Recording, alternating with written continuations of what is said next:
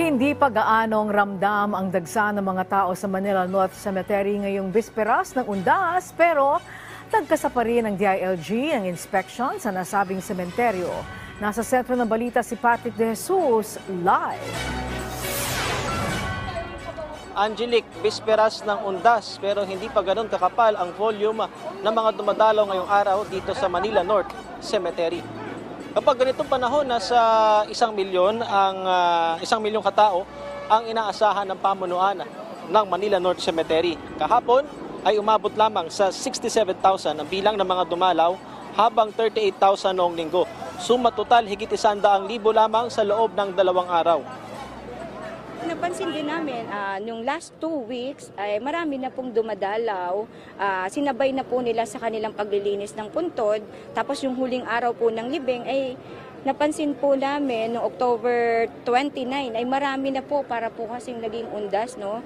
So yun po yung sinasabi namin, baka nahati-hati na rin po yung pagpupunta po ng mga tao. Dahil yung iba po ayaw na makipagsiksikan sa November 1. Bukas ang Manila North Cemetery mula alas 5 ng umaga hanggang alas 5 ng hapon. Sabi ng pamunuan ng sementeryo ay hindi pa rin pinapayagan ang overnight sa mga bisita.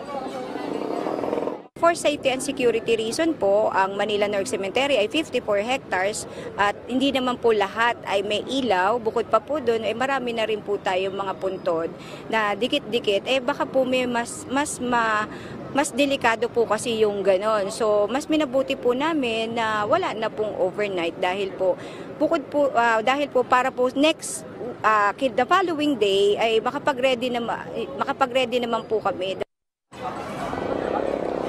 Nag-inspeksyon naman dito kanina si DILG Secretary Ben-Hur Abalos. Ikinalugod ni Abalos ang mahigpit na seguridad na ipinatutupad sa sementeryo. Gaya na lang sa entrada kung saan masinsin ang pag-inspect sa dala-dala ng mga dadalaw. Ilan nga ipinagbabawal na gamit ang nakumpiska, kabilang ang lighter, kahit pabango na itinuturing na flammable item at pintura. Ikinatawa rin ng kalihim ang deployment ng mga ambulansya na nakahandang lumisponde kaagad sakaling may kailangan ng atensyong medikal. Marami o kaunti man ang bibisita sa mga sementeryo, sinabi ni Abalos na dapat pa ring ilatag ang mga kinakailangang paghahanda ngayong undas. We're always expecting the worst, walang kapahinga ang ating kapulisan. But despite that, maski hanggang kahapon, nakita nyo, very busy sa eleksyon, may mga pulis pa rin tayong na-deploy rito. Always, ang ginagawa natin, we give it our best. No? Hindi natin sinasabi porque maganda lahat, porque konti. No, we do not want to leave any room na magkamali tayo.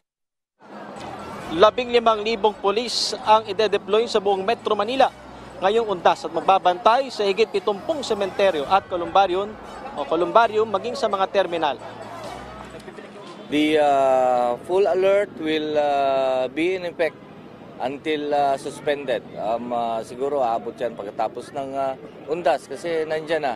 Ang threat level dito sa Metro Manila napakababa. But despite of this very minimal and very low threat level, we are imploring the highest security level in Metro Manila. Bawal ipasok ang mga sakyan sa loob ng sementeryo pero may libreng sakay sa mga e-trike na makikita sa entrance nitong Manila North Cemetery. Bagay na ikinatuwa ng mga bumibisita, lalo na yung nasa dulo ang puntod ng kanilang dadalawin. Medyo malayo, sir. Opo. Gano'ng kalaking bagay, sir, bigay ito dito? Malaking bagay yun, sir. Kaya nung may bata po kami, malaking tulong po yun sa amin, sir. Tulad yung dala ko yung anak ko po. Hindi na kami maglalakad na sobrang init. Tapos sobrang layo pa. Kamusta ba ngayon compared last year? Mas konti ba tao ngayon? Oo, mas konti. Gawa po siguro ng halalan, kaya ganito. Last year po talaga, bakbakan sa lakad. Ngayon po, okay naman. Kasi ang laki ng improvement eh. Wala masyadong tao, tapos ito may sakay pan libre.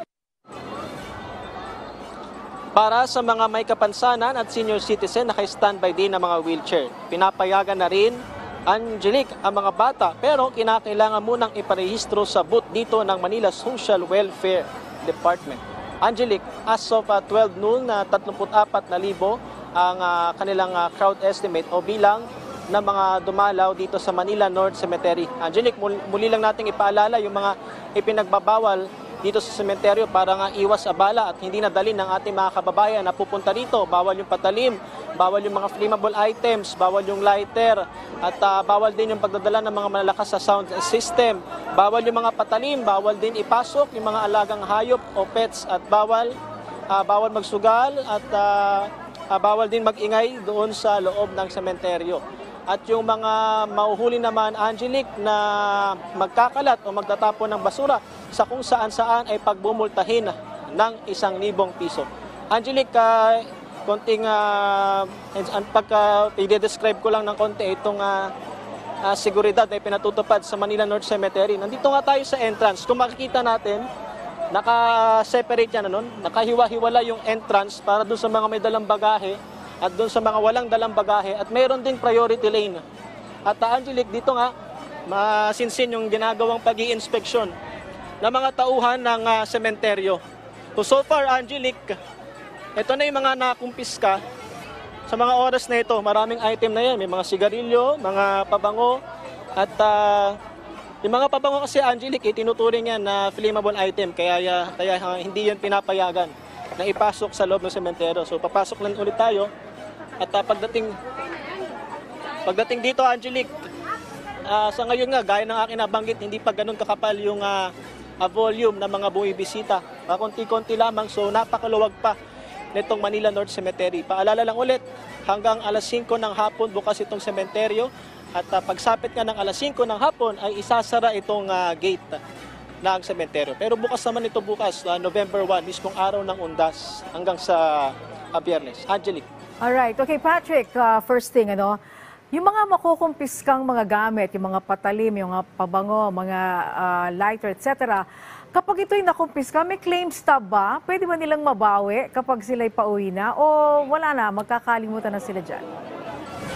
Angelique, magandang tanong, Kaya nga ngayon pa lang, pinapaalala natin sa ating mga kababayan yung mga bawal dalhin dahil kapag nakumpiska na yan dito sa may entrance ng Manila North Cemetery, ay hindi na yan ibabalik ito mga nakumpiskang kagamitan. Angelique. Second question, hanggang 5 o'clock lamang magsasara ang pinto. Paano na yung mga talagang nakatira na dyan sa loob, no? Yung mga, hindi yung mga patay, pero yung mga buhay na naninirahan dyan sa sementeryo, sila ba'y paaalisin o papayagan pa rin dyan matulog?